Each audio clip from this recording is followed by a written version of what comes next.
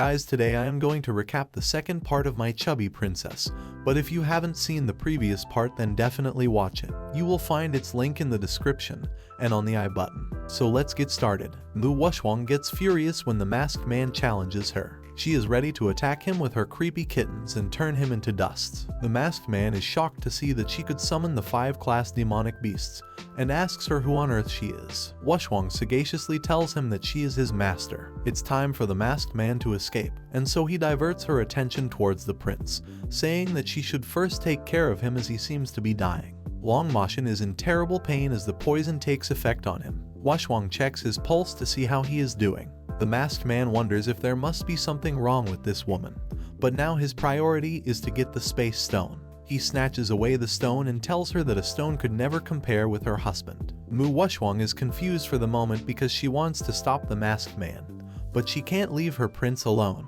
The masked man happily runs away and exclaims that a fatty and a cripple are meant to be a blessed couple. Wushwang has no time to think as she needs to cure Moshin. The prince tells her to go and catch the man, but it doesn't seem like he's really fine as he is trembling. Moshin remembers the embarrassing moment when Wushwang worried whether some parts of his body ran well. He tells her that they should go back to the mansion. Mu Wushwang tells the prince that he is definitely more important than an ordinary stone and rushes towards the mansion along with Yuheng. Mu Yuheng feels extremely useless as he could only stand and watch when Wushwang was bullied by others. The siblings sit in Wushwang's room for dinner, but Wushwang seems to be worried about him. Long Moshin forced himself to use his internal energy as the poison took effect. Moreover, he even refused to let her take a check. She looks at her jade bracelet and wonders that she must be too careless to let go of the realm stone, and she plans to get it back. Mu Yuheng expresses himself and lets her know that he's extremely sorry because he's so useless. Wushwang thinks that her little brother is so cute and that she could never blame him. She promises him that she'll help him regain his power after she absorbs the alien fire. The siblings swear to protect each other in the future. Later at night, a servant taps on the door and informs the prince that the blood of Lady Liu is ready. He knocks on the door a few more times and then opens it, only to find out that the prince is not there in his room. The moon is around again, the wind and the moon remain the same. Long Moshin seems to be in a different mood tonight. It's the full moon night again, and he yet can't rid himself of the heavenly tribulation. He is lost in his own world. The servant finally finds him and serves him the blood of Lady Liu. The prince takes the soup and orders the servant to leave. He remembers the words of the wizard telling him that he must meet someone special to overcome his predestined fate, and he wonders if this ordinary blood can cure the poison. Quest screams and calls out to Mu Wushwang and wonders why he has such a useless master who can't even protect the realm stone. Quest is quite angry, and Wushwang pats him and tells him that saving Long Moshin is her priority, and she can't just stand by and see her backer in danger. She holds Quest tightly and tells him that the realm stone isn't the only thing that can be applied to upgrade the realm, and she assures him that she will definitely change the realm into a luxurious hall with her wisdom. Keeping the promises apart, Quest currently wants her to let go of him. Wushwang asks Zhu if Quest was possessed by a pig, as he could only mumble now. Zhu tells Wushwang that she should not pay attention to him because he only talks bullshit. Zhu tells her that she is in the space tonight, so there must be a purpose. Wushwang shows them the alien fire and tells them she needs to absorb it as soon as possible so as to refine elixirs for her handsome brother. Zhu encourages her to absorb the alien fire, and Quest observes her carefully. Mu Wushwang meditates and tries to absorb the alien fire, and soon she can get the right feeling. She was full of energy. She wants to be slim, and she wants to fly into the sky side by side with the sun. Okay, stop. The alien fire freezes, and Wushwang wonders what's happening. She yells at the alien fire for refusing her and congratulates it for getting her attention. Hua tells her that it's because her foundation is too poor to resonate with the exotic fire. He suggests that she should just get a cauldron as an aid, and she'll be fine. Zhu declares that they'll do it tomorrow. Mu Wushwang exclaims that the beginning is always the hardest. She is a fatty who doesn't want to admit her lack of ability. Of course, she can do anything she wants. Hui is embarrassed, as it's just bad luck to meet such a master. Next morning, when Wushwang is heading out from the mansion of the Prince Regent, Liu Jiao stops her. She brags about detoxifying the prince again, and she tells Wushwang that she doesn't care about status, but the prince can't live without her. Wushwang can't deny it though, but she tries to scare her. She tells Jiao that this can only prove that she is just a hardworking blood feeder at most and asks her where her pride comes from. Wushuang is in a hurry and assures Lady Liu that she will never suffer from hunger at this mansion. Wushuang reminds her that she should make an appointment in advance for a battle, and she leaves. Lady Liu is annoyed to the core and curses Wushuang that she'll die in her boots. Lady Liu whines and complains to Mashin about Wushuang. She tells him that Wushuang envies her figure and her appearance, and she humiliates her as a cow, whereas Jiao is only concerned about the prince day and night. She demands that the prince take revenge for her. Long Mashin, on the other hand, is busy imagining Lady Liu as a cow, and he was trying hard to hide his chuckle. He asks the servant to tell him what Shuang has done. The servant explains that before the princes went out, she and Lady Liu had a quarrel. The prince ignores the rest of the part as soon as he hears that Shuang went out again. Lady Liu calls out to the prince, but he leaves in a hurry, and she falls straight on the floor. She wonders why the prince always thinks about that fatty bitch. The servant comes to help her out and assures her that the prince said that since the princess had given orders, she would never suffer from hunger here. He tells her that there's enough food. Lady Liu is instantly annoyed, yells at the servant to piss off, and exclaims that she is not a cow. Wushuang arrives at the alchemy appliance store, and Kuei excitedly guides her to buy a specific cauldron. She points it out and tells the manager that she wants this cauldron. But young Duke Gonkin smacks money on the shop's counter and declares that this cauldron is his. He tells Wushuang that she is a fatty jerk and she doesn't deserve to buy this cauldron. Wushuang is annoyed and wonders why she always meets him when she's out. Gonkin shows her the new alien fire that he got lately, and Wushuang laughs at him loudly. She teases him, saying that it's small and green, and it definitely matches him. He yells at her and asks her what the hell that means. She tells him that green means that he's cuckolded, and she teases him, saying that it was not surprising that he could get this type of alien fire. After all, he is a rare species of green tortoise duke. Wushuang imagines him as a tortoise, and now she can't stop laughing. The following moment, a servant rushes towards the tortoise duke with bad news. He informs Gonkin that the imperial concubine Zhang ran away from home and she left a message saying that she was going to pursue love, and she also wrote that the child was not his. Oh my god, he's really a cuckold. He blames Wushuang because she was the one who cursed him. She wonders if this man has gone crazy and tells him that it was not her who cheated on him. While arguing with Wushuang, someone lifts the tortoise duke by his collar. It was Song Yang who desperately wanted to be the hero and rescue the beauty this time. Yang warns Gonkin with a kind smile, saying that if he dares to cause trouble again, he will sponsor his concubines with 10 million taels of gold and make sure that all of them pursue their love. It's nothing, just a foolish crown prince scattering his fortune today. Gonkin is not afraid of Wushuang, even if she's got support, and he threatens her by saying that after 1 month, he'll let her die, and then he rushes to stop his imperial concubine. And behind him, his servant runs with a dozen green hats for the duke. Song Yang greets Wushuang and tells her that it's a pure coincidence. Zayuan knows that he deliberately waited for her before dawn. Wushuang thanks him for the help and asks him why he is here. Yang tells her that he wanted to know if there was any deep and lingering meaning behind the gift that she gave him last time. At this very moment, Zayuan can't even look at his friend. Wushuang doesn't know what to do and wonders why this man is entangling her again. She would never give him a chance to get close to Long Mashin. Wushuang makes up a quick story, and both Yang and Zayuan listen to her. She narrates the usual story of a prince and a princess getting married with a happy ending. But for the twist, she adds that the prince was caught eating ice cream with another girl named Yu, and the only thing the princess was left with was a hammer. The princess finally awakened, and Wushuang even added a battle song, which goes like, "For all the pain of love." Wushuang tells them that the moral of the story is, men are all bad and that love can give them nothing but a hammer. She proudly walks away as she makes the enemy give up on the backer. Song Yang actually believes her fake story, and now he wants to find a way to cure her and also help her get revenge. Zayuan wonders if his friend is a little bit insane. While searching for another cauldron, Wushuang smells some good fragrance coming from the Deshang restaurant, and she decides to eat something. Her weight was already over 200 pounds, but anyway she wouldn't gain much weight with such a meal. And the script assures that she would lose weight soon, so why not? At the restaurant, a stupid waiter asks the boss if they have any dish on the menu called copy, and the boss gets angry as copy means every dish on the menu, and he slaps the waiter. The waiter ends up falling on Wushuang's table with a loud bang, and this scares the shit out of her. The owner apologizes and makes her the greatest VIP guest in his restaurant. She orders him to quickly serve her the dishes, and he shouldn't make his VIP customer hungry. Once the dishes are served, the other guests discuss about Wushuang and the food. Moreover, Wushwang began to tease them and eat. Meanwhile, Long Mashin enters and asks Wushwang if she would like to share her food with him. Of course she would. After all, it was all his money anyway. She asks the prince whether he is feeling better, but Mashin doesn't reply and instead tells her to eat her food quietly. She offers him a pair of chopsticks and asks him to eat. Here, Zayuan complains that he was forced by Yang to wait for that fatty, and now he is hungry. But Song Yang seems to ignore him.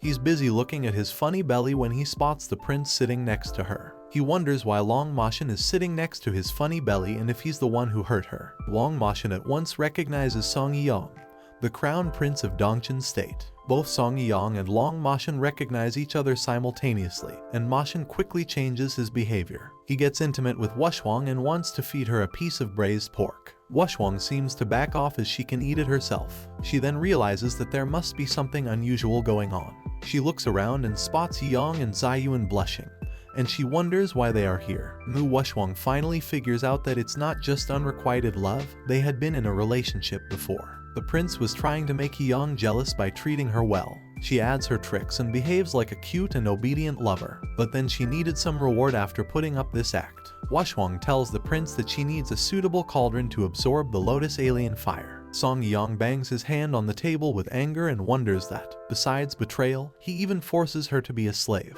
Long Mashin leaves with Wushwang, as no one is allowed to see his fiancée without his permission. Earlier, he had declared that they should go back to the mansion, and Wushwang packed all the dishes to take home. Yang is now determined to find a way to save Mu Wushwang from suffering, and Zayuan wonders if he is really alright. Long Mashin is in the kitchen and orders the servants to prepare a pot. Once the pot is ready, he asks two of them to stay back. He then orders two servants to put Mu Wushwang in the pot. They wonder if the prince is going to eat the princess, and it looks like they were cooking some soup.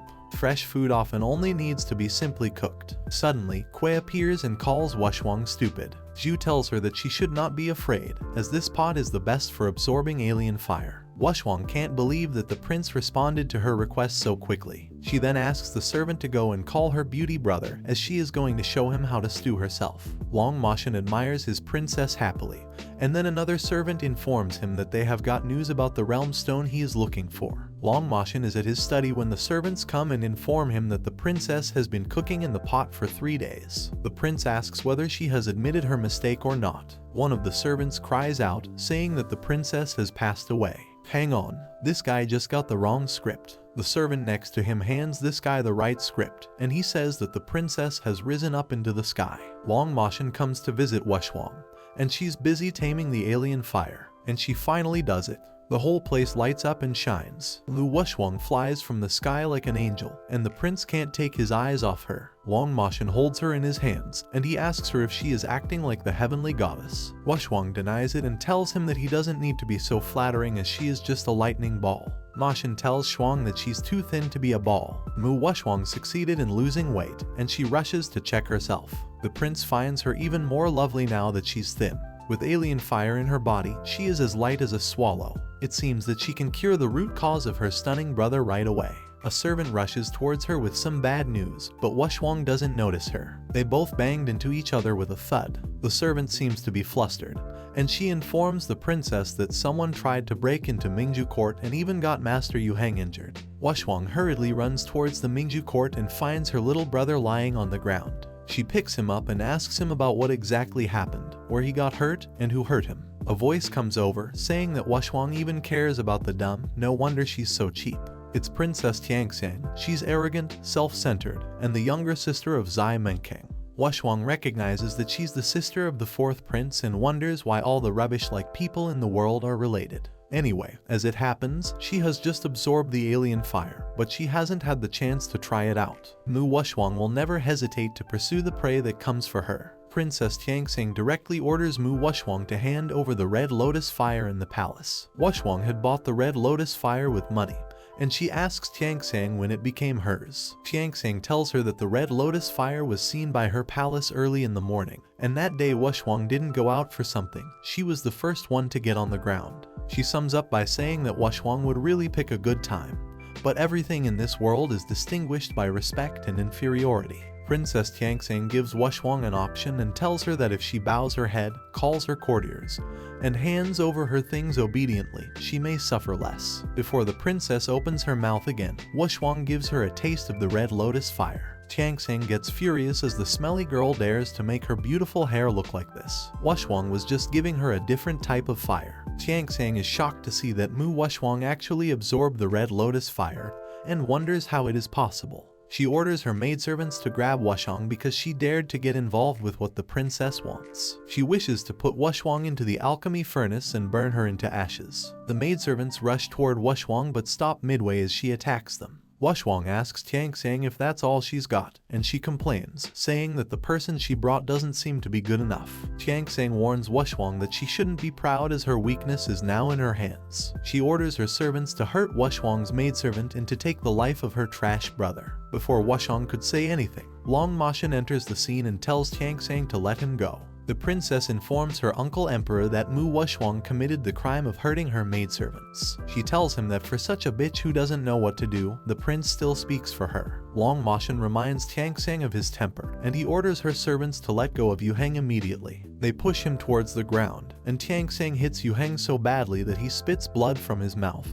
and lands straight on the ground. Mu Wushwang checks her little brother's pulse, and it's not good. The tattered princess cut off the few vitalities in the body of her younger brother with one palm. Wushwang gives a death stare to the princess. She thought that she wanted to let her go because she was a princess. The prince tells Wushwang that she should serve Mu Yuheng first, and he gives her a bottle of the 6th order pill. Tianxing yells at the prince because she feels that an ugly monster who can't cultivate is not worthy of such good medicine. Long Mashan tells Tianxing that she shouldn't think that she's a member of the royal family, and so the prince doesn't dare to touch her. Mu Wushwang exclaims that they shouldn't bother the emperor. There's no reason to be bullied and not to return the favor back. She declares that once her little brother is cured, she will slow down with the princess and clear the accounts soon. For Long Mashan, this was the first time he saw such a pair. He decides to throw Tianxing out of the mansion. The guards take her along with them, and they ask her to please cooperate with them. She yells at the guards, calling them minions, and orders them to let go of her. Mu Wushwang tells the prince that she owes him this 6th order pill, and she promises that she'll give back her best. Long Mashan doesn't need any favors, as the younger brother of Shuanger is the younger brother of the king,